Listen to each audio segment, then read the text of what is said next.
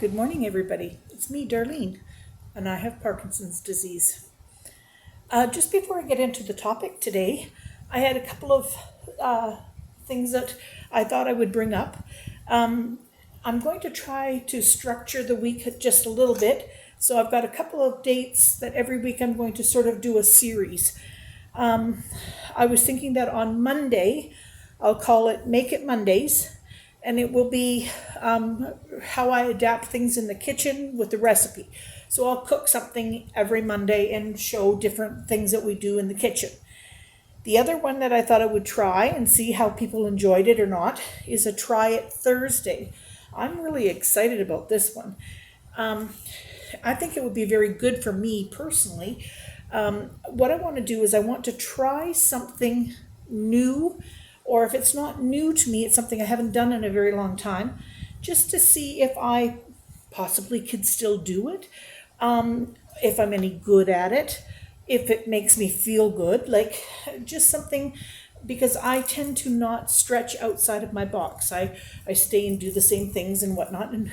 I just think that it would be very helpful to myself to try that. So we're going to do this Try It Thursday, and we'll see. And if everybody doesn't enjoy it, then, we can change it up. But I just thought I would see how that went. The topic that I'm thinking that we would talk about today is exercise and Parkinson's. How important is exercise? Personally, to me, it's a dirty word. I have never liked exercising as an adult. I have done it at different times. I have tried to think I'm going to enjoy it. There are certain activities that I do enjoy, but never to really do it as an exercise. Like if somebody says, let's go to an exercise class, I'd be the very last person who would say, yes, I think that's a great idea. I might drag myself out to it, but I wouldn't necessarily think it's a great idea. That's just me. I'm not an athlete. I'd love to be, but I'm not. So how important, if you have Parkinson's, how important is it that you exercise? This is only my opinion. These are not medical opinions. This is just me and my life. I think that is as important, if not more important, than your medicines. Now, we all know that we have to take the medicine. But if you think of exercise as a medicine, it is the most important thing you can do. Your medicines are going to maybe take care of putting some dopamine into your brain, but it's not going to make you feel better. Exercise can do that. Different things that you can think about. If you start off with a stretch. Now, I watched a video with this woman. She was over in the United Kingdom, I believe. And she does yoga every morning. She has had Parkinson's for 7 years. And she does yoga every morning because it took her a whole year of never missing a day and doing a half an hour of stretching to be able to actually do the stretch. She had to modify it for an entire year, but by the end of that year, she could do the stretch.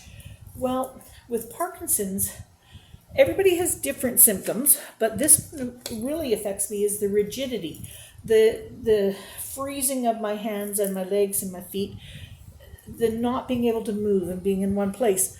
Well, stretching would be very important for that. And that's something that I don't do. And I have said I have to implement some of this because this is what's going to help me. You can go to a doctor, but if they tell you what to do and you don't do it, then there's no one to blame but yourself.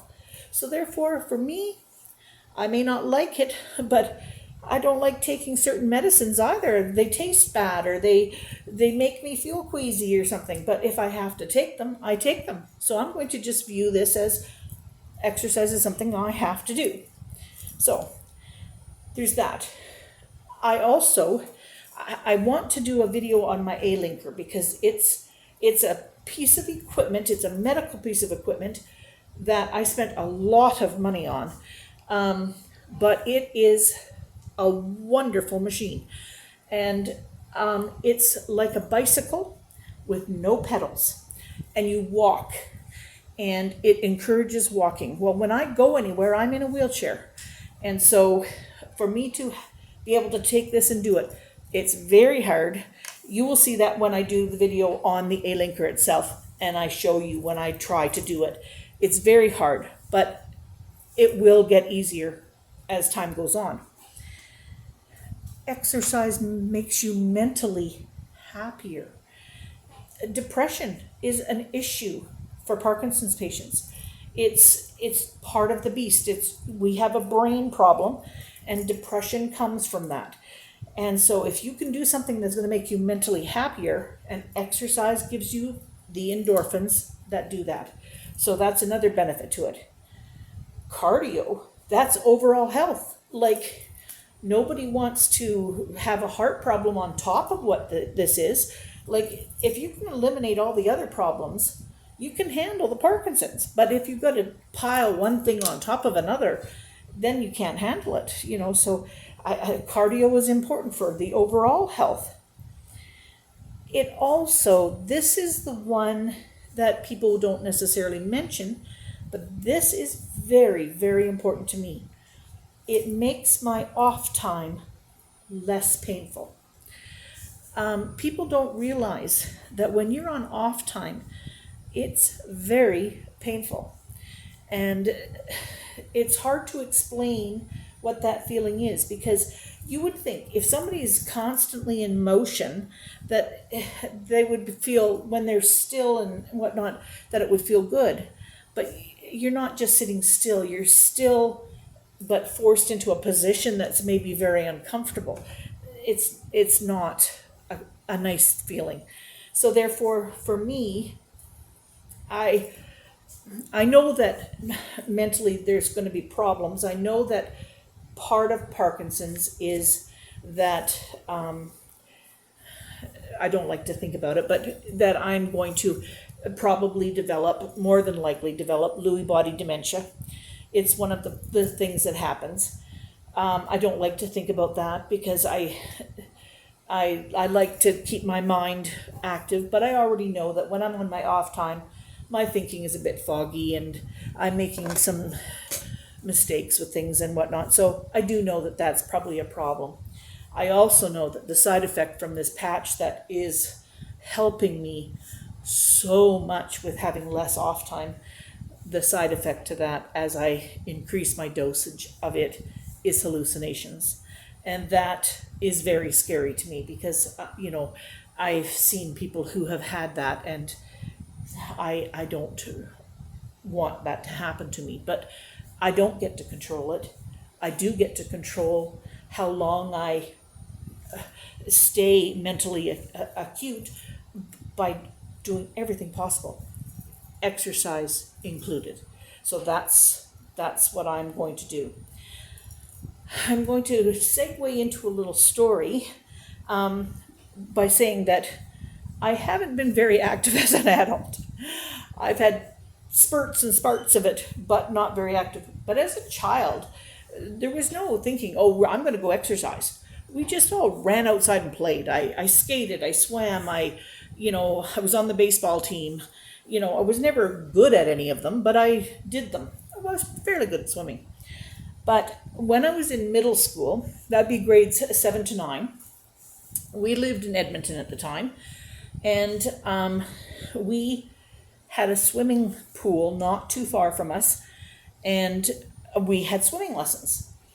Now, my mom usually drove us and whatnot, but there was times that we would walk and whatnot, but we were always told, don't take shortcuts, stay on the main streets, get to the pool, do your swimming, and come home. So we were expected to do that. Well, my girlfriend Patty Campbell and I, we didn't listen too well. So we thought, who's going to know if we take a shortcut? Nobody's going to see us. We'll just cut through this field and over this fence, and there's the pool. Like, why would we go all the way around? Didn't make any sense to us. So we took the shortcut. We went to the pool. We went swimming. Well, it was really cold out. Edmonton can get cold in the winter. It was really cold out. It was probably -10, -20. We came out with wet hair and decided to take a shortcut. And we went back to the fence, to hop the fence. Well, by this time, our hair is brittle because it's all frozen.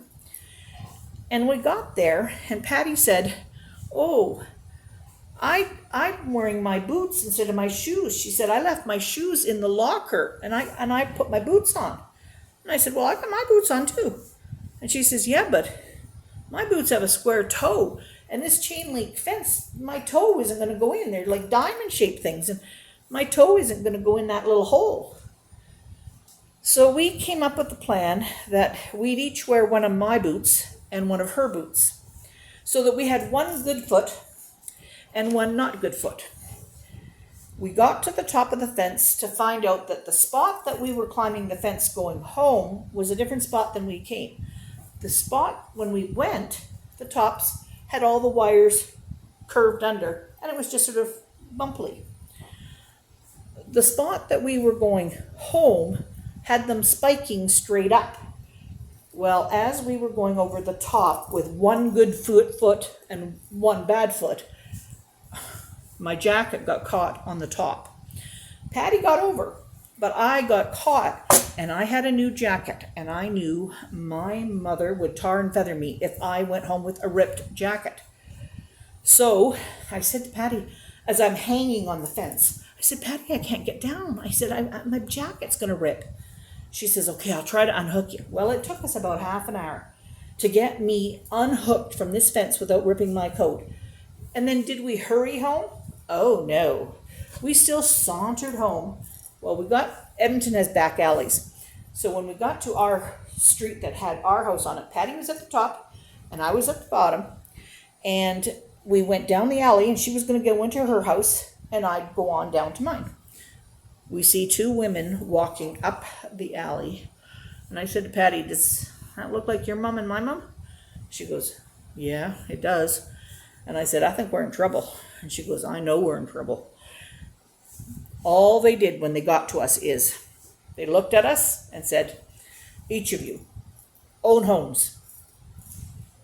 And that was it. And so anyway, we were like scurrying to get to our own house. And I got in the house, and Mom says to me, "So, you want to tell me about your boots?" I said, "How did you know about my boots?" She goes, "You're still wearing two different boots." And I said, "Oh." She goes, "Why did you decide to take a shortcut?" I said, "How do you know I took a shortcut?" She goes, "Well, why would you have to wear somebody else's boots? If you had your own boots, you'd have been walking on the street." And I said, "Well, I don't know." That's the moment that I realized that no matter what you did, your mother knew it. She just knew it. She probably knew when she told us to walk on the streets to go to the pool that we were going to disobey. Anyway, we each got grounded for a week, and we didn't take the shortcut anymore, but we did go back swimming plenty of times, and we stayed friends, and we laughed about it for years. Anyway, I hope you guys all have a laugh today as well. Have a good one. See you tomorrow.